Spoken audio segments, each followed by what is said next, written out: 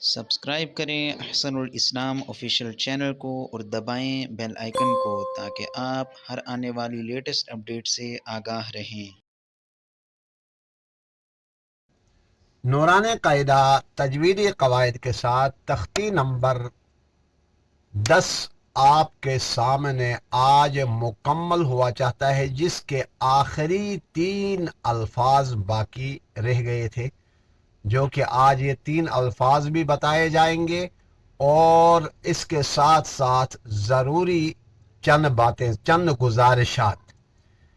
جب قرآن کریم کو آپ کھولتے ہیں تو قرآن کریم کے اسلوب کو جاننا بہت ضروری ہوتا ہے۔ ان اسلوب میں آپ کو اس قاعدے کے اینڈ میں بتا دیا جائے گا کہ اس کے اسلوب کیا ہیں، قواعد اور ضوابط کیا ہیں۔ قرآن کریم پڑھنے کا جہاں آپ رکتے ہیں، اوقاف، رموز اوقاف، ان رموز اوقاف کو کس طریقے سے رکنا ہے اور کہاں رکنا ہے، اور درمیان میں سانس رک جاتی ہے تو آپ کو کیا کرنا پڑتا ہے۔ اور ان قرآنی اسلوب میں سب سے پہلے تو یہ 3-4 چیزیں ایسی ہیں۔ ایک تو ہے فصل کل۔ فصل کل اس کو کہتے ہیں جیسے کہ آپ کے سامنے قرآن کریم کھل گیا، آپ تلاوت کے لیے کھولتے ہیں تو فصل کل، یعنی ہر چیز کو فصل کہتے ہیں، جدا کر کے پڑھنے کو۔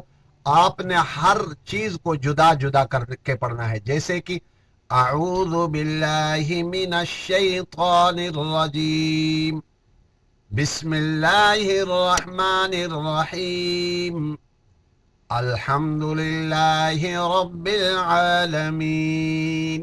اس کو کہتے ہیں فصل کل، ساری چیزوں کو علیحدہ علیحدہ کر کے پڑھنا، یعنی تمام کل کو کل کہتے ہیں فصل، جدا کرنا، اور تمام کو جدا کر کے پڑھنا، فصل کل۔ اور ایک ہے وصل کل۔ وصل کہتے ہیں ملا کر پڑھنا، جیسے کہ اعوذ باللہ من الشیطان الرجیم، بسم اللہ الرحمن الرحیم، الحمد للہ رب العالمین۔ اس کو کہتے ہیں وصل کل۔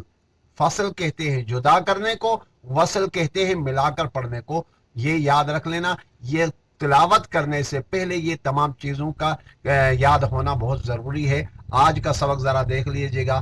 حمزہ ضا زبر او، حمزہ ضا زیر اذ، حمزہ ضا پیش اذ، او اذ، اذ، او اذ، اذ۔ آج کا سبق اور تختی نمبر 10 آپ کے سامنے مکمل ہوا چاہتا ہے۔ تختی نمبر 11 کے ویڈیو کے ساتھ آپ سے حاضر ہوں گے۔ والسلام علیکم ورحمۃ اللہ وبرکاتہ۔